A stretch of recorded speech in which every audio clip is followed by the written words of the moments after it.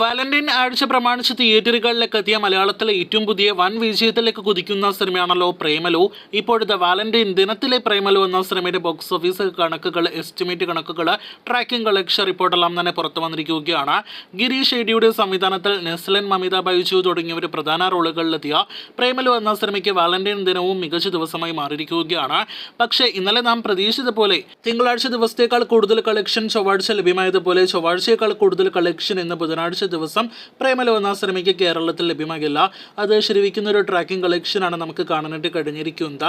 ഇന്നലെ ഇതേ സമയം 1,28,00,000 ഇന്ന് 1,08,00,000 കേരള ട്രാക്കിംഗ് കളക്ഷൻ.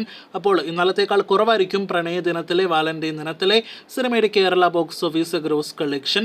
ഇന്നും സിനിമയ്ക്ക് 2 കോടി കേരളത്തിൽ ടച്ച് ചെയ്യാൻ കഴിയുമെന്നാണ് നാം പ്രതീക്ഷിക്കുന്നത്. എങ്ങനെ നോക്കിയാലും പ്രേമലു എന്ന സിനിമയ്ക്ക് ഇന്നും മികച്ച കളക്ഷൻ തന്നെയാണ് കേരളത്തിൽ നേടിയെടുക്കാനായിട്ട് കഴിഞ്ഞിരിക്കുന്നത്. ഇന്നത്തോടെ കേരള ബോക്സ് ഓഫീസ് കളക്ഷൻ 12 കോടി രൂപയ്ക്ക് മുകളിലേക്ക് എത്തപ്പെടുന്നതാണ്. 6 ദിവസങ്ങൾ കൊണ്ട് കേരളത്തിൽ നിന്ന് മികച്ച കളക്ഷൻ നേടിയെടുക്കുന്ന സിനിമയ്ക്ക് ഇന്നത്തോടെ വേൾഡ് വൈഡ് കളക്ഷൻ 20 കോടി കടക്കാൻ കഴിയുമെന്ന് ഉറപ്പാക്കപ്പെട്ടിരിക്കുകയാണ്. 20-21 കോടി റേഞ്ചിലാണ് 6 ദിവസത്തെ പ്രേമലു വേൾഡ് വൈഡ് ഗ്രോസ് കളക്ഷനായിട്ട് നാം പ്രതീക്ഷിക്കുന്നത്.